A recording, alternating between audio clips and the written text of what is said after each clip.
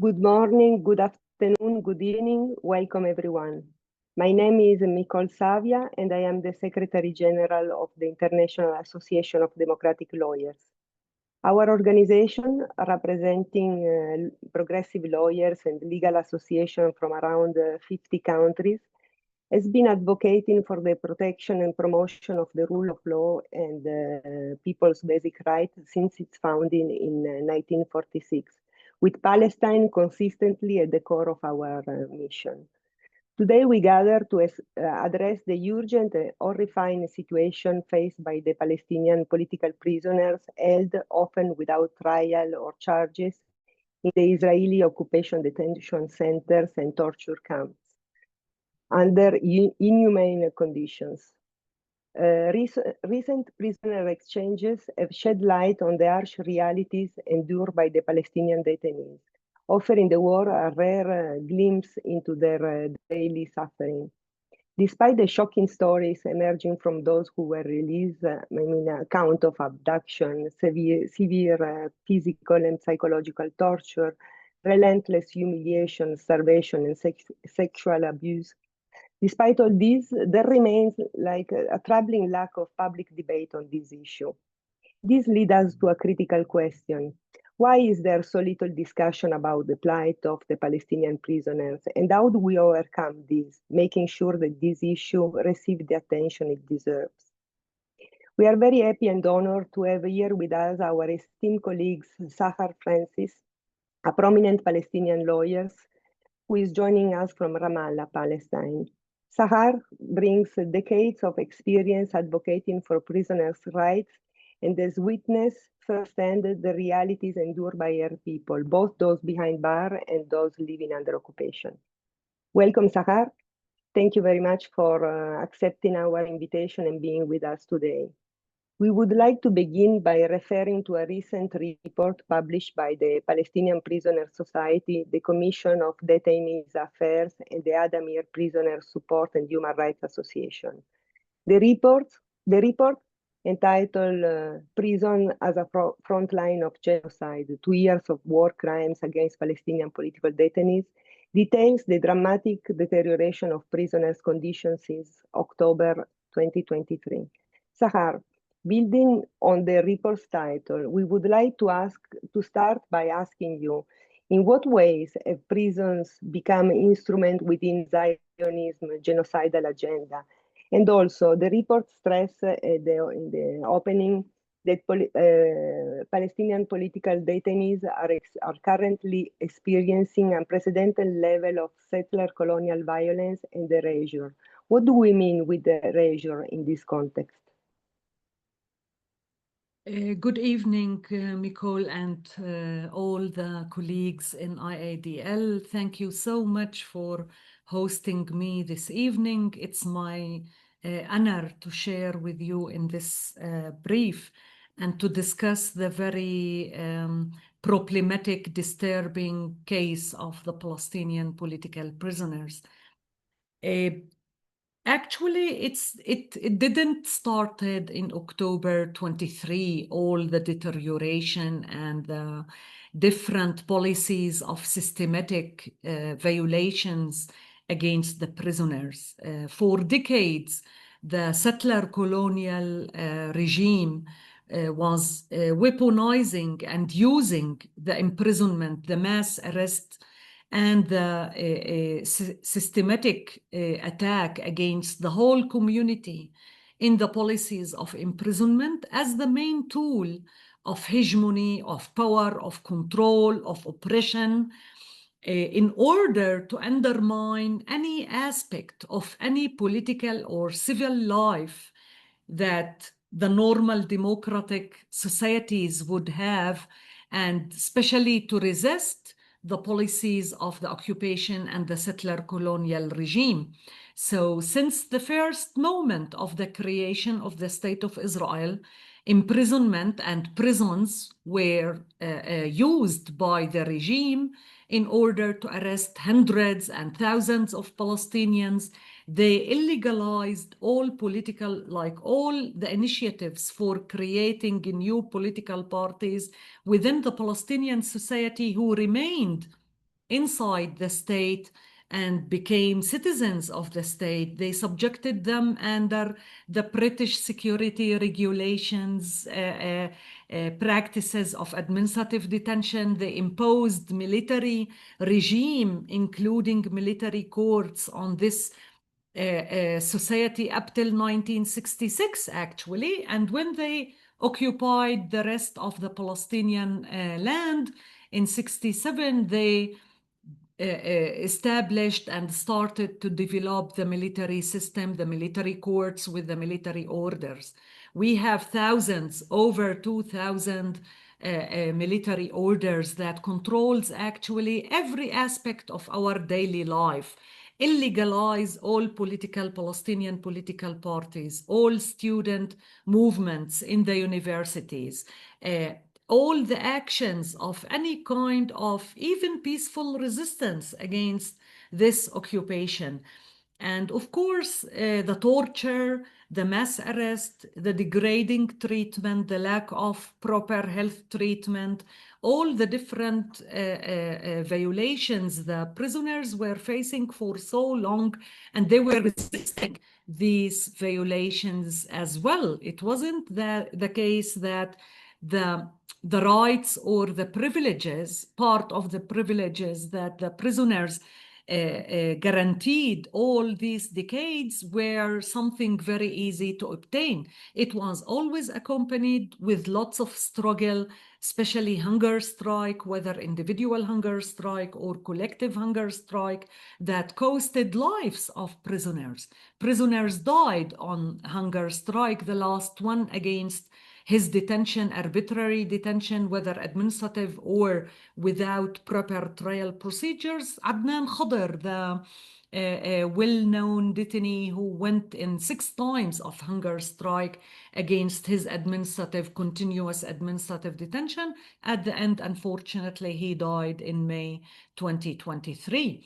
So this is how important when we say that Israel is using, because after the 7th of October 23, not just the situation deteriorated seriously for all the thousands of prisoners in unprecedented way, but also the mass arrest campaigns that they immediately from day one started to launch, that reflects collective punishment, revenge, a very intentional policy in order to threaten the whole society, control the society, terrify the people, and ban them from expressing their criticism, for example, against the attacks on Gaza and the ongoing genocide. Anyone who dared to show sympathy, not criticizing what Israel, even sympathy over social media, was a reason for imprisonment and long period in detention. So this is why and the increase in the torture and the fact that they killed lots of detainees and hundreds of people in the way, like before reaching the detention centers or before being even detained and issued any detention order against them. This is why we connected these practices with the genocide, with the 2 years of continuing genocide.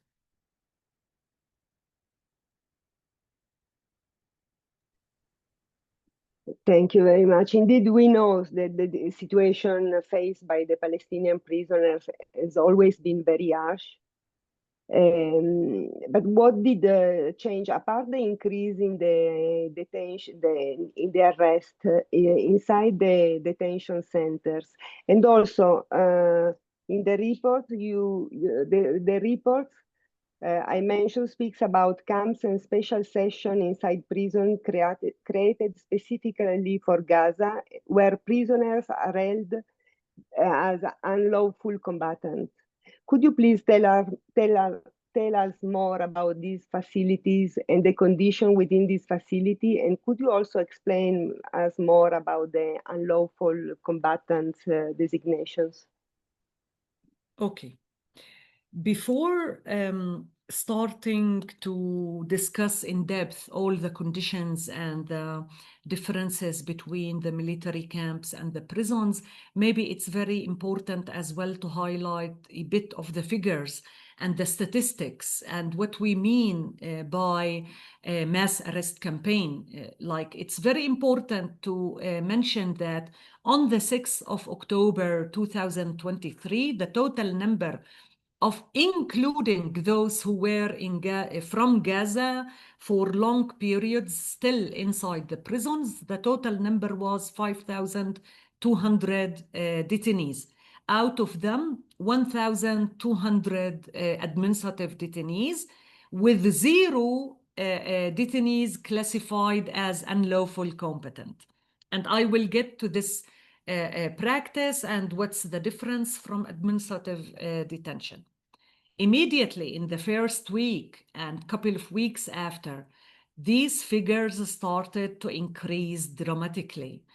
In these 2 years, the Israeli occupation forces from the West Bank, East Jerusalem, and from 48 areas, they arrested more than 18,000 Palestinians, including children, women, elderly, patient, injured people, sick people, people with cancer that they need chemotherapy treatment were arrested and sent for administrative detention. They issued thousands of detention orders based on this practice of administrative detention. From the Gaza Strip, they arrested immediately in the first couple of days all the patients who were getting treatment in the Israeli hospitals and medical facilities from Gaza. All the workers who were working inside Israel, whether with permit or without permit. And they started to arrest people from inside the Gaza Strip and bringing them into detention facilities.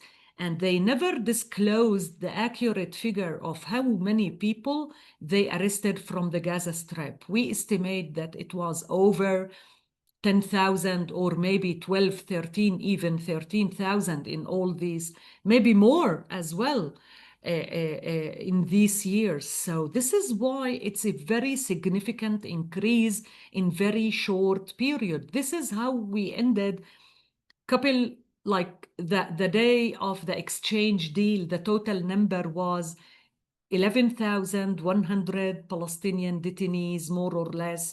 Out of them, 2,700 from Gaza were classified as unlawful competent. 3,544 administrative detainees, and those, they are still inside detention.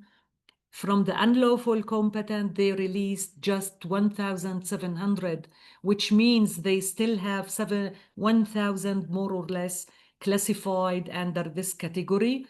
And this is not including a couple of hundreds. Again, we don't know if it's 200 people or 300 people that they are subjected for interrogation for 2 years, awaiting trial.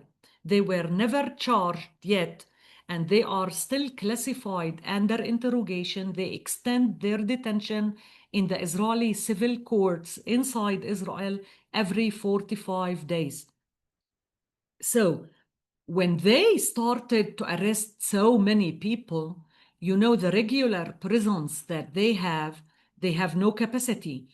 Israel in the first intifada and in the second intifada used these military bases to host people under detention, but it was stopped like sometime in 2008, 2009, when the number reduced and they didn't need any more military camps. And the main military camp offer that was opened in the second intifada were switched to the authority of the prison system service, as well Qtsiot and as well Majiddo. These were the main 3 military camps in the second intifada. So now they needed to invent new places. What they did, for example, in Ofer, just beside the main prison that now is under the prison authority, They prepared the ground. They started to build a military camp under the army. It wasn't tents as it used to be like in 2000, 2002, 2003. It's fixed rooms, but very bad conditions. I'll describe the conditions.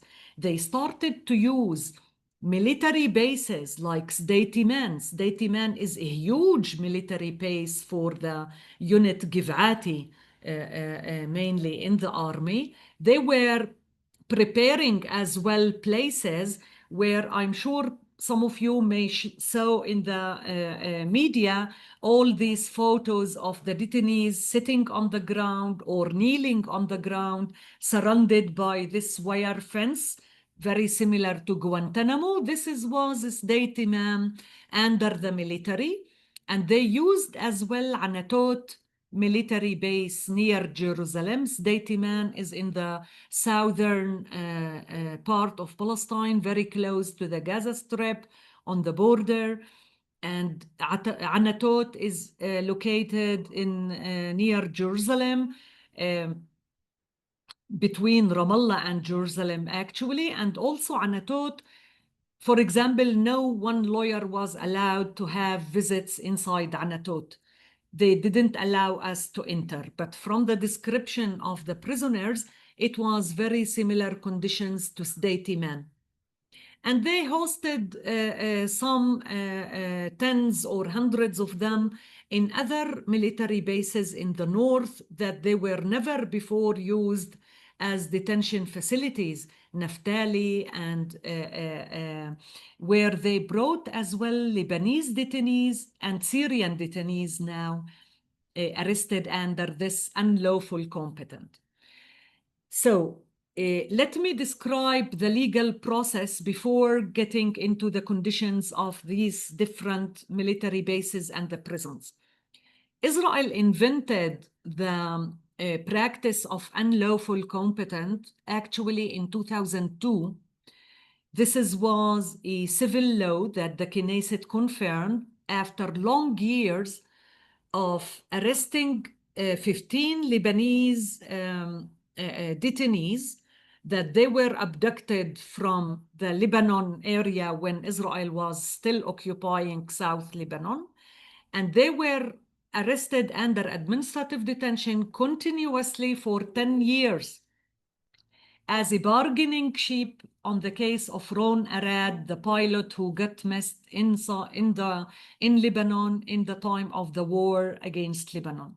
So Israel was amending the administrative detention every 6 months or so.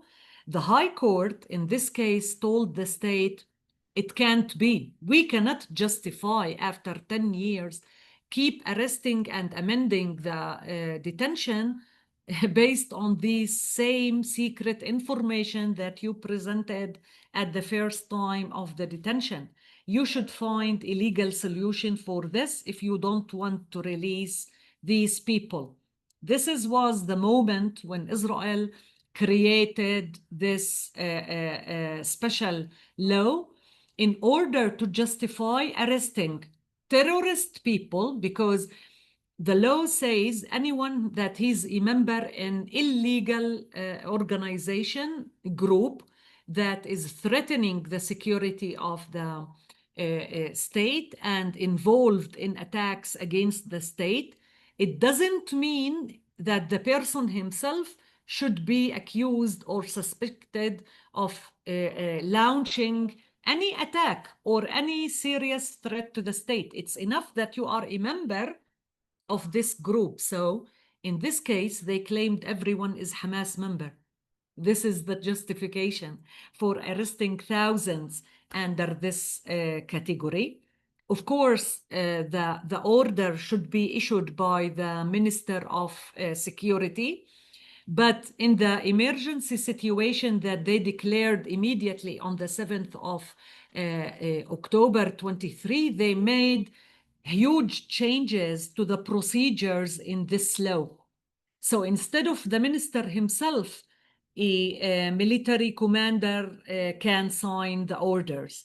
Instead of, like, the original order was saying that if you sign the order, within 48 hours, you have to bring the detainee to the judge for judicial review. And you have to sign the order. If you arrest someone, you have 7 days that you can keep him in detention without specific detention order or without being brought to the court. And then in the 7th day, you have to issue this order if you have the intention to arrest him under unlawful competent. They amended this 7 days to be 45 days. And they amended the judicial review to be 120 days. And they issued an amendment that enables them to ban lawyers' visits for more than 120 days. It reached 180 days, more or less. And the first 6 months, we were not able to meet the Gazan detainees.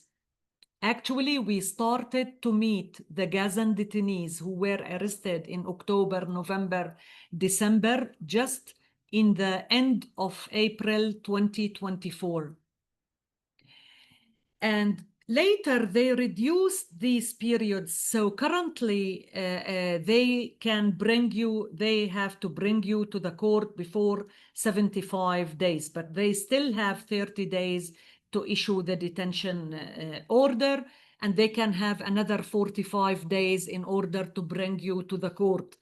So still people, like in this exchange deal, I visited people that they were arrested and they never saw any judge in the time, and they were released in the exchange without any legal procedures, actually. Isn't it arbitrary? Very clear that this is arbitrary detention, especially if it's based on secret information. So the difference from the administrative detention, that it's not limited, the order itself is not limited for 6 months. It's an open end, literally. Every 6 months, they have to do this judicial review. And theoretically, you have the right to appeal to the Israeli Supreme Court. But honestly, most of the detainees from the Gaza Strip this time, we never showed as lawyers in the judicial review. We never appealed because the whole court sessions were made on video calls, and for 2 minutes or less than 2 minutes. So there's no space to argue anything for the lawyer, and it's secret information, what you would argue. So we decided not to share in this process because it's not just. And we are just getting cover that this could be a trial, a fair trial process. The administrative detention is very similar, but the order should be signed by the military commander in the West Bank. And it's for up till 6 months. It could be 1 month, 2 months, or 4 months, up till 6. And they should renew it every time. And it's indefinite. There's no limit how many times could be renewed. You also can be appealing this to the Military Court of Appeals. The conditions, I know, I took much. Yes, yeah. I just want to ask you something. So, which is the difference between being unlawful combatant or terrorist? Because you said unlawful combatant are detained on the grounds that they are member of some terrorist organization. So which is the difference between unlawful combatants and the criminal charges for terrorism? You know, in Israel, it's a bit more complex because Israel was always referring to the Palestinian detainees as terrorist people, even without having a very specific law that talks about terrorism and defines who is a terrorist or not. Israel was using these British security regulations, and they developed the Israeli different criminal law and the military orders and the security provisions, and all were describing an illegal organization. And illegal organization doesn't mean definitely that this organization is committing armed activities against the state. It's enough that it's undermining the security of the state.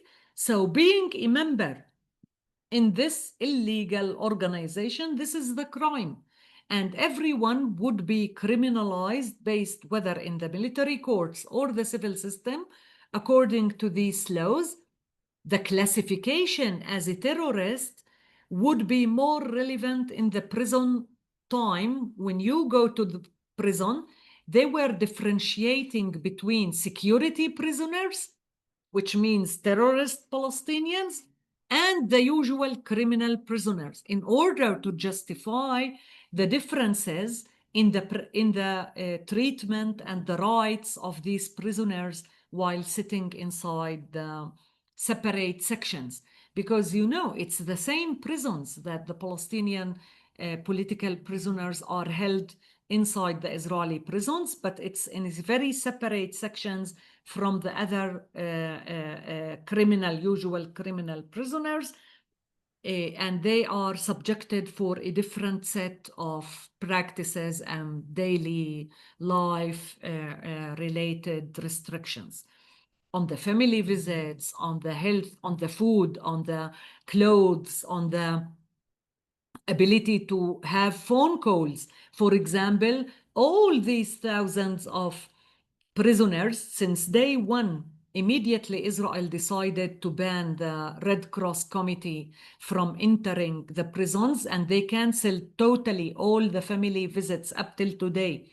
Palestinian families are not allowed to visit the prisoners. So all these 9,000 who remained inside the prison for all the last 2 years, they were never able to meet their family members. They have no way how to communicate with their families because letters are not allowed, phone calls are not allowed. They totally are disconnected.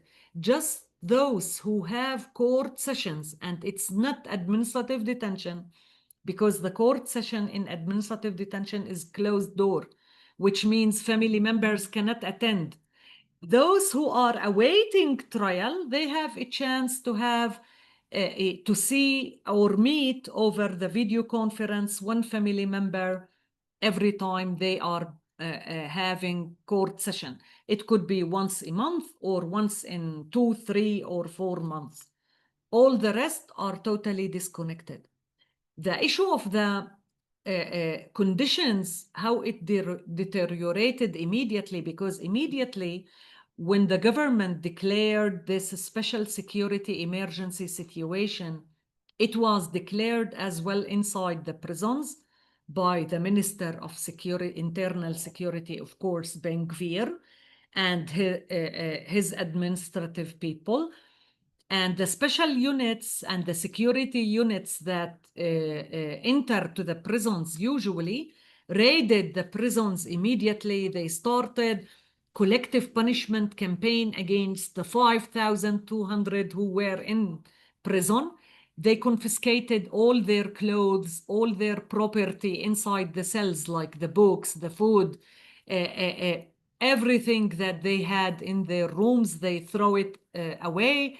They isolated people that they consider them leaders, or they may incite or do any kind of mobilization inside the prisons. They immediately started with cutting electricity and water. They closed the clinics in all the prisons immediately, and they started with the starvation policy by minimizing the food very seriously. Till today, actually for more than 1 year and a half, the only food that was offered for the prisoners, it was like 5 pieces of bread, or 6 in the best way, sometimes 4 for breakfast, with the small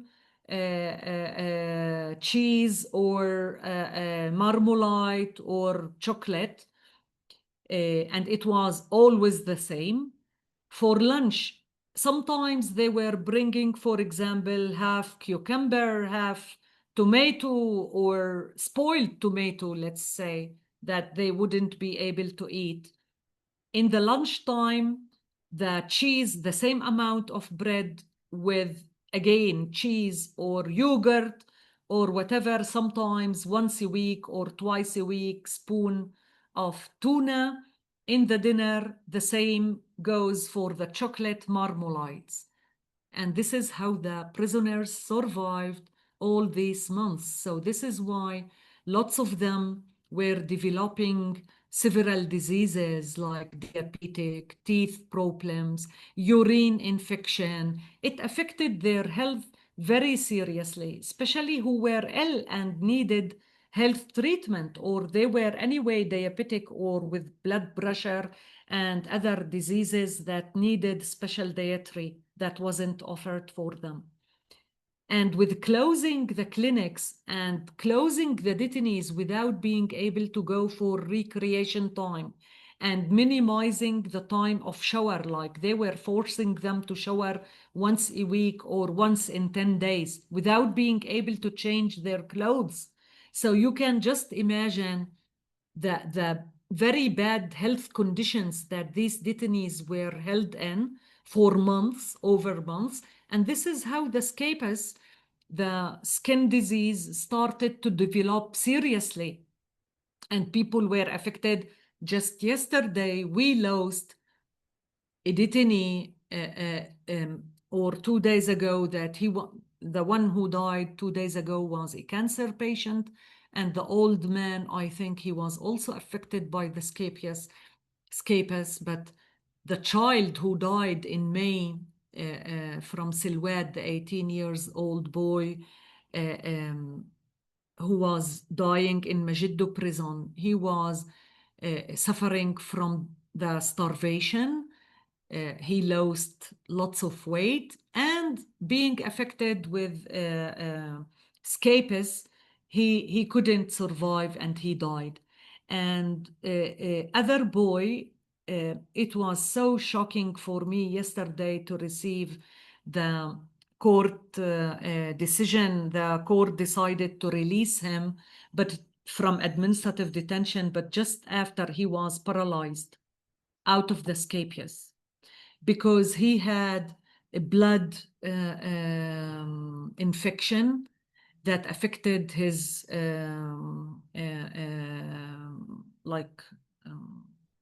back, and he lost the ability to walk and in one hand as well. And just this affected the decision of the court to release him out of administrative detention. So the situation is really, really very, very bad. 80 detainees up till today lost their life in the last 2 years inside prison for torture and healthcare neglect. Of course, there's also the serious issue of the mass sexual harassment, abuses, and rape that increased. It's not new that they were using these practices, but it was never in this scale. It was shocking to see that almost everyone were suffering from different form of sexual harassment. Nudity, like forced naked security check, beating or attacks, or trying to push a button stick, the police button black, into sensitive areas and so on. And some, they were really raped in very difficult circumstances. Can we say that rape, because this is how it appears when you read the press and the experience of the prisoner, can we say that this is systematic? Yes, of course. And also, we were really appalled when those protests occurred. Do you remember when some soldiers were prosecuted? I don't know if they were actually prosecuted for a rape of a detainee, which was recorded on camera. And there were these people protesting outside. Social media, they were saying they are protesting for the right to rape. I mean, we know that this is true because we saw the video, but how does it come? I mean, is this part of the dehumanization of the Palestinian prisoners? And has there been any real condemnation of this from the international community?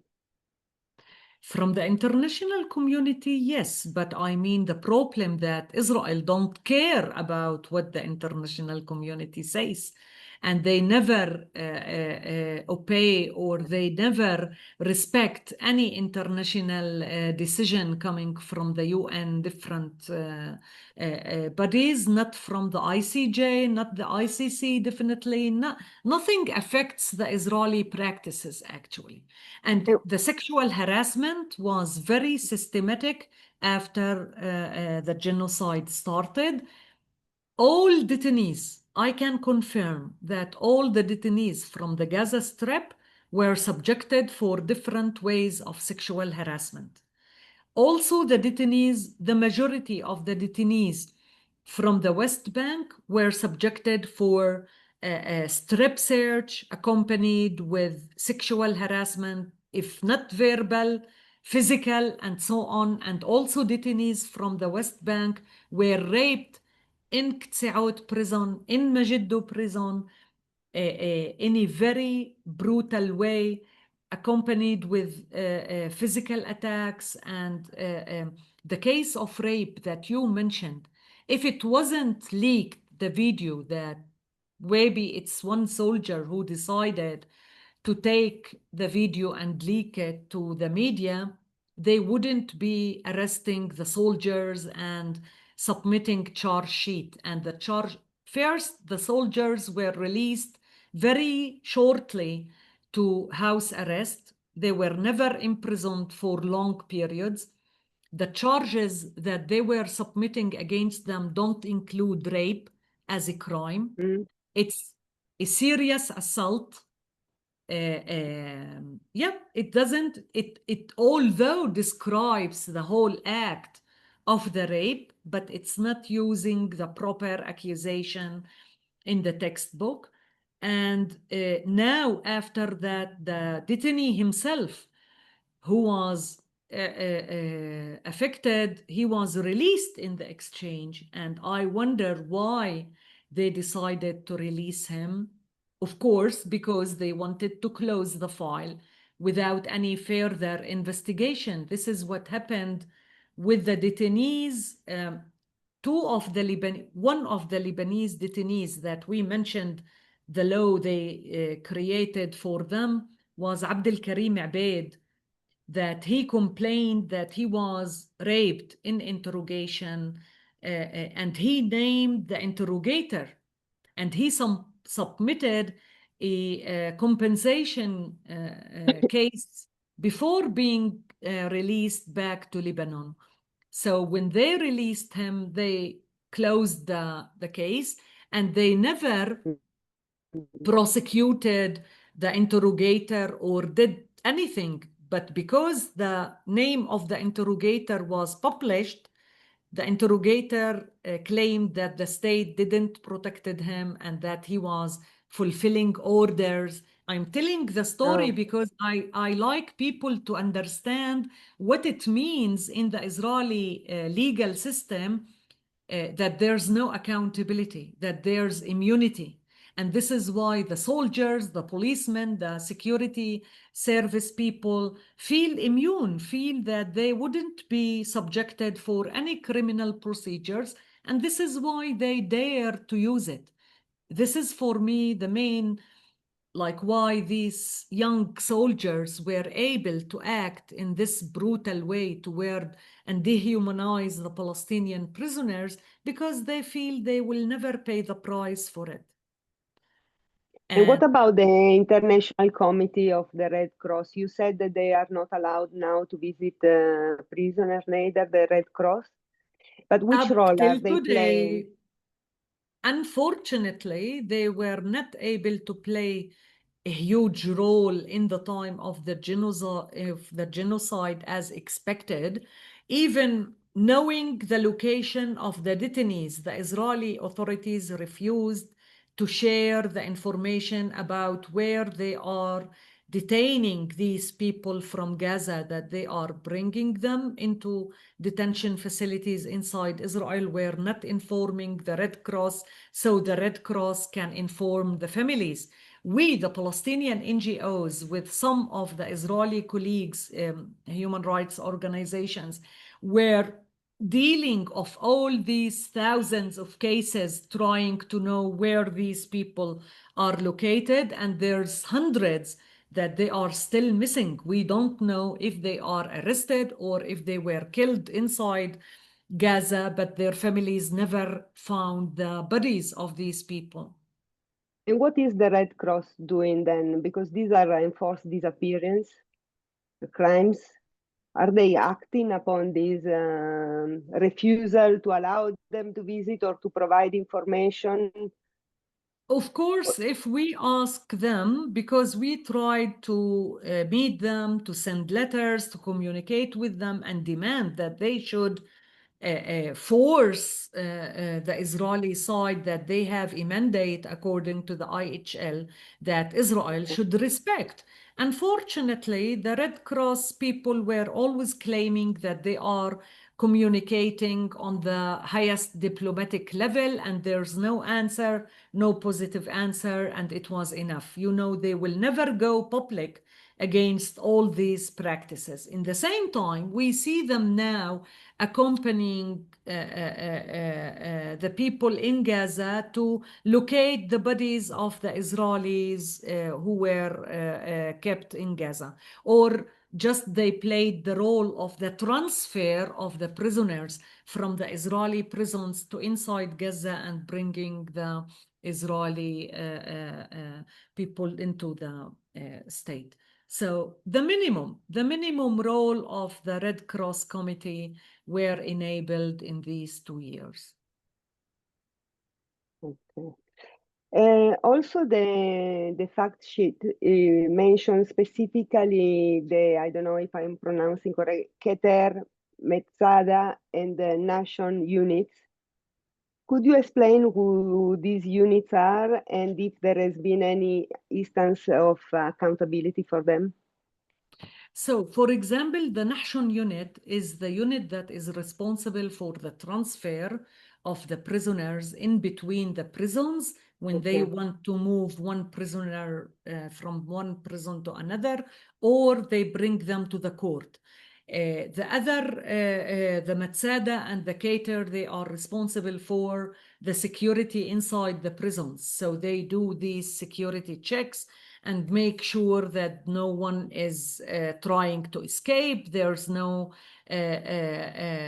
threats and so on.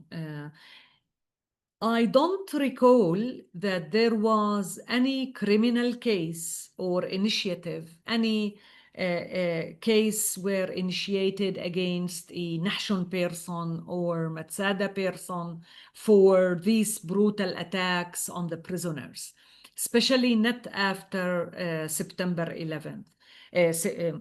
October 7th. And we should know that these physical attacks implemented by these special security units, it wasn't just happening after the genocide. It happened also in previous, like, for example, in time of hunger strike, when the prisoners would have a mass hunger strike, collective hunger strike in all of the prisons. These special units will implement security checks on daily basis to the sections and the cells of the prisoners where they can have clashes. And they would use tear gas, they would use cover bullets, they would shoot cover bullets to the prisoners. And in the 90s, they killed I think, if I'm not mistaken, 1997, they killed one detainee. There was no hunger strike, but it was a usual security check to the cells in Ktse'ot prison in the Negev desert. And they shooted bullets, cover bullets, and they killed one detainee. Al-Ashqar, his family name, in these raids. So, and no one was prosecuted or found guilty for these actions. As the torture, like as the practice of torture that is systematic as well. You're muted, Micol. Sorry. What can you tell us about the policy of white holding the bodies of the prisoners who died? Okay, I know that the photos in the last couple of days were very harsh and very difficult. But I should highlight that the practice of holding bodies, it's not something new in the reality in the occupied territories. The Israeli occupation were using this policy again systematically since decades. Like there are more than 700 bodies, that maybe 750, that they were held since the 70s, 80s, 90s, 2000 plus, including these 80 prisoners who died inside prison in the last 2 years. Their bodies are still kept with the Israeli side. The bodies that you are seeing now on the media, I assume all of them that they were returned. These are the 1,500 bodies that Israel kept from the first week of the attack on the Israeli settlements, villages, or whatever on after the 7th. I mean those who were killed by the army, the police, and the other special units on the spot. Because in 2024, when there was some like Haaretz newspaper started to describe the harsh conditions in Sdei Man, in one of the articles, it was reported that in Sdei Man itself, in this facility, in this military base, they kept 1,500 bodies, unknown people from the Gaza Strip, that they didn't identify who these people are. So I assume these bodies belongs to these people, that they were killed in a very brutal way, because, you know, colleagues who work in human rights or in the medical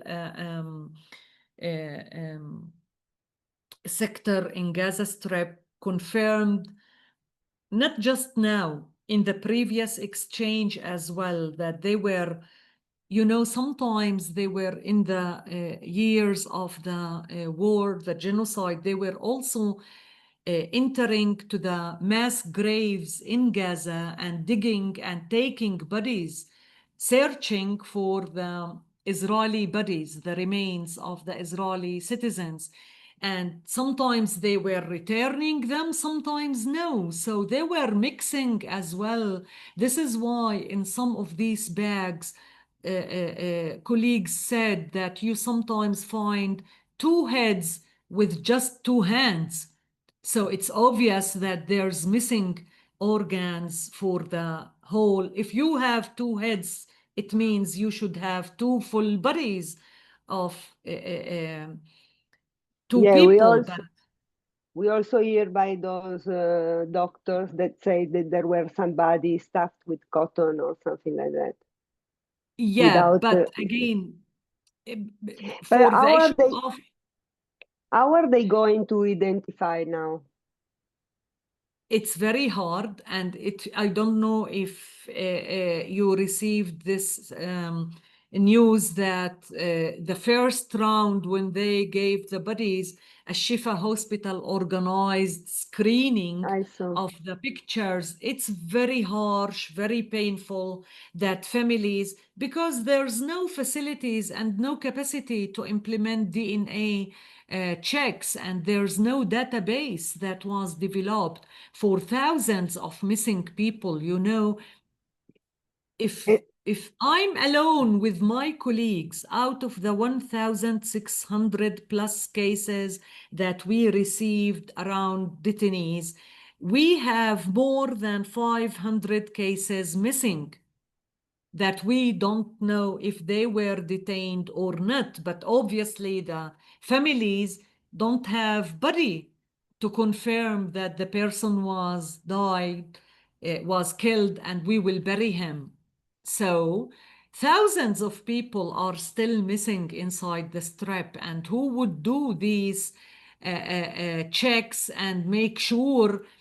You know, I assume we will be the same as happened in Argentina, in Lebanon, in all of the war zones where thousands of people just disappeared because there was no intention to collect a proper database and to do the checks.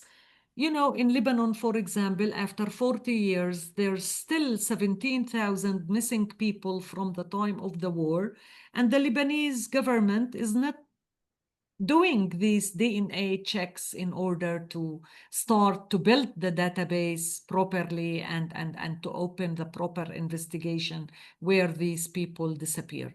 And imagine what the situation will be in Gaza now, how long it will take till this issue would be solved, if ever it would be really solved. And the International Committee of the Red Cross is not helping on this. Neither. No, they're just they end checks because they could set up some facility to.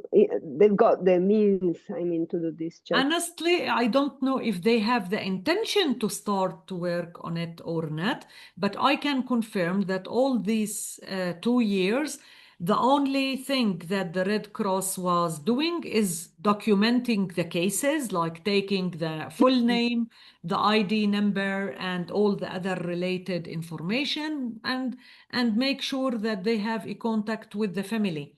I don't know how they will proceed, but of course, it needs a very official body that is well equipped with the whole structure and facilities and equipment and ability and personnel and resources in order to follow this huge amount of people who are still missing in the Gaza Strip.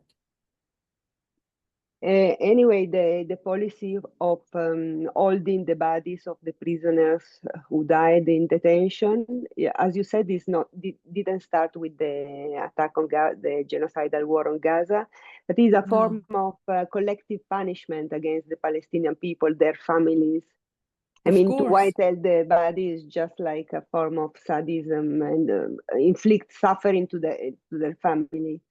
Definitely, and this is the main reason behind it, because there's no other justification. Like if you kill someone in clashes, or if a prisoner dies inside prison, or you shooted someone, some worker that tried to enter Israel to work illegally. These are the people that their bodies are still kept.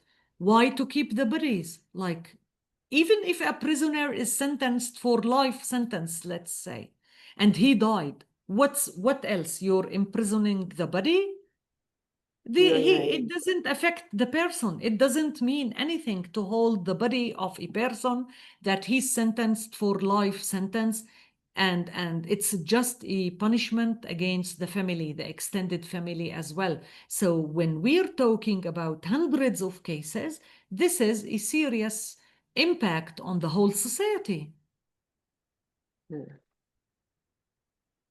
Okay. Regarding the prisoner exchanges, I just wanted to, which is the rationale, because we know that the prisoner who has been released in the West Bank were not allowed to speak with the press, and neither they were allowed, them and their family, to celebrate their liberation. While we can understand in a way why there are restrictions of them talking to the press because they could reveal all the torture they suffer, why is, in your opinion, why they are preventing them so violently, aggressively to celebrate their liberation. Again, it's a collective punishment, inflicts suffering. Again, it's related to the system of control and oppression that I described, that they are weaponizing the issue of the imprisonment, not just on the real time of the detention, but later on, because also you should know that all these thousands of prisoners, automatically that they would be released, automatically they would be banned from traveling outside of the occupied territories if they were released back to the West Bank or to Jerusalem. They are not allowed to go inside Israel. They are not allowed to go, definitely not for Gaza. They could be subjected for rearrest anytime. There's no protection. So it goes, the whole policies are combined in a way that keeps this system of control and oppression over the whole society, not just the individuals that they would be arrested or imprisoned. And also, it's always the case that Israel is using these measures to force the families not to celebrate or to arrest. You know that the houses of these detainees who were released to the West Bank were raided several times before the release. Some family members were arrested, like young people that the army would claim they may not respect this order not to celebrate, they will celebrate, were taken for detention. So in force, they will use force in order to ban families from celebrating the release. Control and punishment, as you said. Yeah. And regarding there are a lot of people are saying that prisoner exchanges are the only way to get these prisoners out. Do you think that this is true? Would you say that this is true? In the meaning that Israel don't respect, you know, in Israel, the life sentence, for example, is an open end. Marwan Barghouthi, one of the Palestinian prominent political leaders, he's sentenced for life, 5 life sentences. This is an issue as well, that no matter how, they don't, it's not sufficient that they sentence you for the killings or injury of people, 1 life sentence. No, it would be, they will count the bodies or the people that they were injured, and they will sentence you accordingly. So some people are sentenced for 67 life sentences or 30 life. What will release these people? If they want to keep them the whole 100 years, like, it's ridiculous to think that Marwan is sentenced for 500 years. They will keep his body for 500 years. I mean, the way how the Israelis are weaponizing the issue of prisoners in order to pressure the whole society, in order to oppress the whole society. This is why people here believe that there's no other way but just via exchange. But again, even in the peace process, and it's very important to remind ourselves what happened after the Oslo Agreement was signed. There was an agreement related to the release of the prisoners. And all the prisoners who were arrested from before the Oslo Agreement were about to be released according to specific categories. It was Netanyahu himself, who was the prime minister then, that he was always delaying or canceling totally the release of such a group, claiming that the PA, the Palestinian Authority, didn't implement the conditions of the agreement. And we ended up before the beginning of the second Intifada in 2000, because it was all supposed to finish in 98, the whole process of this categories and steps of implementing the Oslo Accord. And we started the second Intifada with more than 1,200 people still in detention, some of them from before 93. 9 of these people are still inside prison. Walid Daqqa a Palestinian citizen of the State of Israel who was supposed to be released in 96, and Netanyahu canceled his release with the other people from inside Israel and from the West Bank. He died in prison last year before finishing the sentence of 39 years that he was supposed to spend. He was analyzed in 2020, like 2 or 3 years before he died, as a cancer patient, and they refused to release him for health concerns. So even if you spend more than 37 years and you're very sick and you have to be released for humanitarian purposes, they will never do it. So how you expect that the families or the prisoners will think about this issue? It's really Israel is using in a very powerful way the issue of the prisoners in order to pressure not just the political parties or the Palestinian Authority, the whole society. Also was very tough when those prisoners who has been freed and then exiled, that they immediately put a ban on traveling on their families member, that it's also Yes. reveal sadism and intent to inflict maximum suffering. Nail Barghouthi, he's the Palestinian detainee that spent the longest period inside Israeli prisons, more than 44 years. Yeah. Nail was sentenced for life sentence in 86. He was released in the exchange in 2011 in the Shalit case, in the Shalit exchange deal, and he was released back to the West Bank. In 2014, when Israel decided to rearrest 70 prisoners from those who were released in 2011 for no reason, just based on secret information that these people went back for activism. They were not committing specific crimes, and they sent them back to the life sentence that they were spending before. Nail was one of them. From 2014 till 2024, when he was released last year, he was deported to Egypt. In this exchange, like that, the first phase that happened, Hamas insisted that all these 60 plus should be released, but this time they couldn't guarantee and force Israel to release them back to the West Bank. They all were deported outside of the occupied territories. And immediately his wife, Nail's wife, till today, were not able to travel to Cairo to meet Nail. Because of travel ban. Yes, for security reasons. This is sadism. Sadism. No. Well, I don't want to take much of your time. We could speak about this topic, a lot of different angles.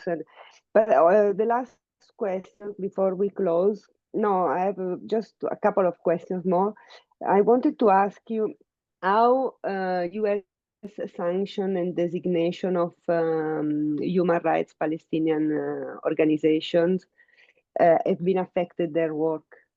And also, why do you think they target organizations such as Adamir and the others, Palestinian And it organizations? should be highlighted that it's not just the US. Actually, the US step came 2 years or 3 years after the Israeli designation of 7 Palestinian organizations from the health sector, the agriculture sector, the human rights sector, that they were designated as terrorist organizations. Actually, this is a systematic attack by the occupation against the Palestinian civil society, mainly those that they are really supporting people to steadfast on the ground and in the resilience, like farmers or sick people to maintain the health and so on. And the human rights, because of the work on the international level, especially on the issues of accountability via the ICC and other platforms. So was the main reason behind the designation. Then the Israelis actually tried to push European countries and the United States back in 2021 and 2022 to designate these organizations and to sanction these organizations. The European countries and the United States, actually, even though the US then they didn't issue a statement, a clear position that they are refusing the Israeli arguments, the EU countries, the 9 countries, they issued a powerful statement and they rejected the Israeli arguments and allegations against these organizations. What happened after the genocide and the change in the administration in the US, the Israelis went back to the to the Trump administration. And unfortunately, we know the position of Trump, that he's against the ICC. He were attacking the ICC. He punished the judges and the prosecutor. He's against the UN. He punished Francesca Albanese as the special rapporteur on the Palestinian occupied territories. And it's just because these people were daring to criticize the Israeli practices, were daring to name it war crimes and crimes against humanity, he decided to punish them. And then he went back to the Palestinian civil society, especially those who were directly involved with the work in the ICC level, submitting cases and documents and information for the prosecutor office, like Al-Haq, Al-Mizan, and the Palestinian Center, PCHR, the Palestinian Center for Human Rights. So these sanctions are politicized, like it's not based on factual or evidences that really you can argue in a proper legal procedure. It's politicized and it's arbitrary, but this is when you have the power and you are able to do whatever you want. Though it should be highlighted that the UN, with all the different bodies, including the ICC, the ICJ, and all the international respected human rights organizations and colleagues all over the world, whether specialized organizations like lawyers or human rights activists, or even grassroots, were showing solidarity and rejecting this attack against the Palestinian civil society. And it's very clear that it's in order to silence the Palestinian civil society, in order to ban them from being able to really exhaust the procedures in these international platforms.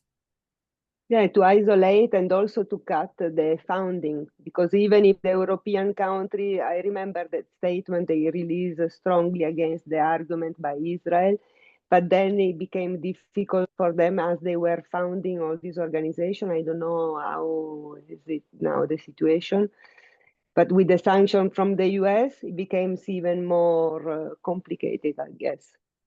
Exactly. I think part of the European donors, unfortunately, some of the governmental funds were cutted after the Israeli decision, and the situation deteriorated after the genocide war. For example, Germany, that never took a position against the Palestinian organizations, whether the designated or the others.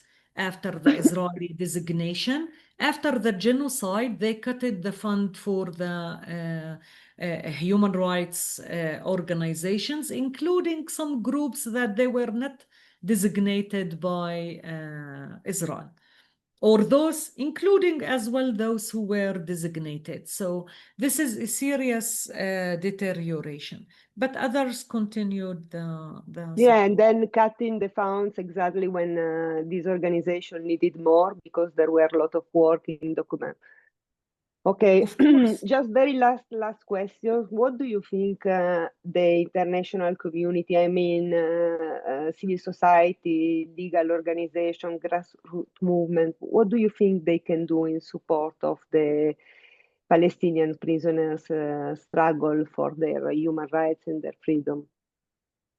I think it's really very, very essential and a must to maintain the momentum and the mobilization, the huge mobilization that we saw in the last 2 years in support of the whole Palestinian cause, not just the issue of the prisoners. And it's very important, like, thank you for this question, because for me, it's very important to highlight that the prisoners issue is totally connected with the question of putting an end for this settler colonial regime. When we succeed to decolonize or end the occupation, it should mean immediately the release of all these prisoners. So I believe there is a huge role for everyone in the international level, according to your work, according to your interest, according to your capacity, whether to be involved in raising awareness about all these issues, recruiting people to be supportive and to mobilize people on the streets. We should continue these demonstrations in order to isolate the genocidal state. And it can't be that we tolerate the point that they can go away with it without any accountability. This is very serious. The threat on the international system, the whole international system, as an outcome of not prosecuting the perpetrators of this genocide is very serious. And it's not just gonna affect the Palestinians. It will destroy the system, basically. The whole system that was developed after the Second World War is on the stack now. And everyone, I think ordinary people that they know nothing about the human rights and international humanitarian system, were questioning how come that people commit such horrors, they are not accountable. There's nothing that you can stop them and you can punish them for these crimes they are committed. Why we invented this system at all since 48 till today? If it's not gonna work for these serious cases like the live stream genocide that we were watching for the last 2 years. And this is why it's very important to keep the pressure on the level of universal jurisdiction cases, like against soldiers or whatever, responsible people. The pressure on the level of the divestment. I mean, it's very, very important to understand that without the international support, Israel is not able to maintain the occupation, full stop. All this business of settlement and the industry around the settlements couldn't be maintained without the investment and the complicity of the international society, whether European or the US or China or whatever is involved. I mean, the list of the blacklist of the international corporations is not enough. This list should include all of those international bodies that are supporting the maintenance of this occupation. So the boycott, like, I mean, why they should be members in festivals, in the sports, why they should be accepted normally where they were committing genocide. And this, I mean, the society were not going out inside Israel against the practices of the government, against the genocide. So they should be as well responsible for this silence. Yeah. I mean, we should continue the pressure to isolate Israel as a state that committed the most serious crime in the textbooks. The most serious crime. And this is why they should be accountable. Otherwise, the whole international rule of law, justice system, order, whatever we want to call it, it collapsed. That's it. It's the end of this order. It's a test case for the international system. And Exactly. also the worst, as you said, they committed the worst crime and they did it on camera. I mean, everybody saw it. Yeah. I mean, part of attacking so many journalists and killing more than 200 plus Palestinian journalists, blocking any international journalist from entering to Gaza, it's very clear to hide the evidences, not to be allowed like that these videos and photos that were taken by the Palestinian, who will present them in front of courts in the international level? If the person that collected these photos and these evidences is killed. I mean, this is intentional in order to affect the ability to seek justice. And all these policies of not allowing now, 1 week after the end of the genocide and the ceasefire, why Israel is not opening the borders for international bodies like the UN experts, the Red Cross people, and all the humanitarian people, that they have the capacity to help the Palestinians, not just to know where the disappeared people, but to do the proper collect of evidences in such crisis. I mean, in Kosovo, in other examples, such committees were able to investigate and collect evidences, no? In order to be used later as evidences of what happened here. Why Israel is not allowing any international side to enter to Gaza? Yeah, and we know that they destroyed a lot of evidence.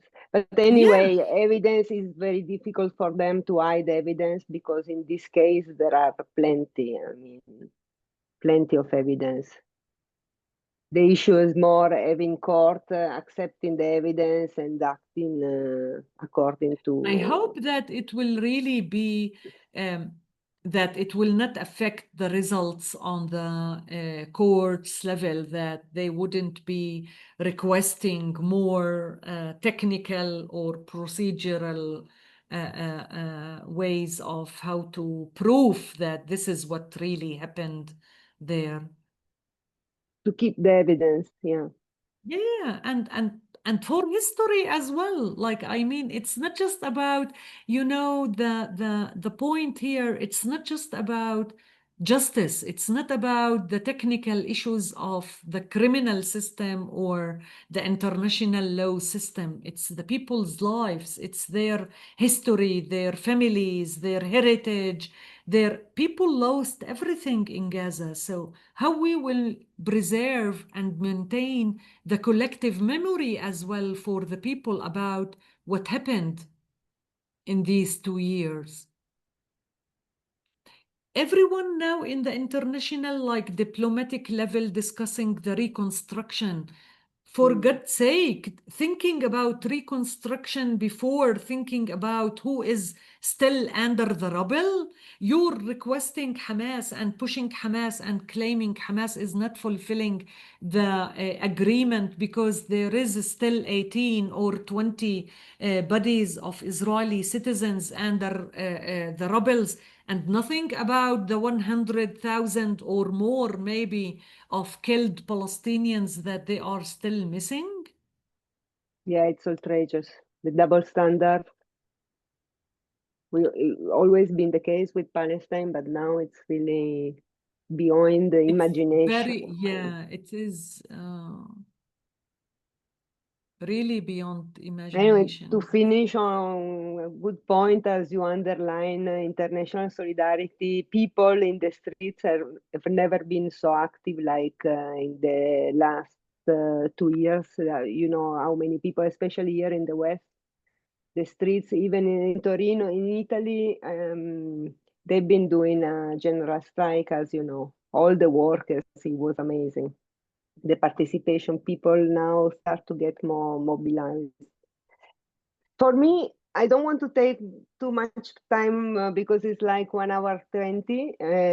But if you have something, is there something more that you would like to underline? I think it was really very interesting discussion for me as well, and really thank you for this opportunity. Just wanted to end that if we really, if it's very important for us to support the survivors of this genocide, we should think about how we can maintain the hope for them.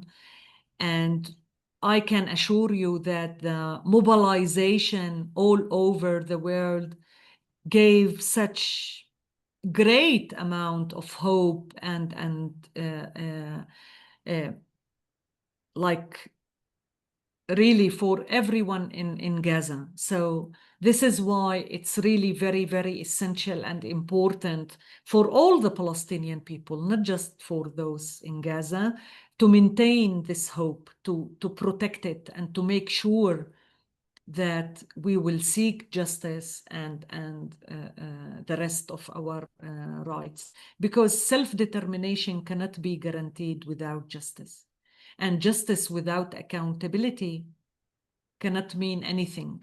There's no peace without accountability and justice. Okay, thank you very much, Sahar, for everything, for all the information you have been sharing, especially for the crucial work you are carrying out despite the challenges.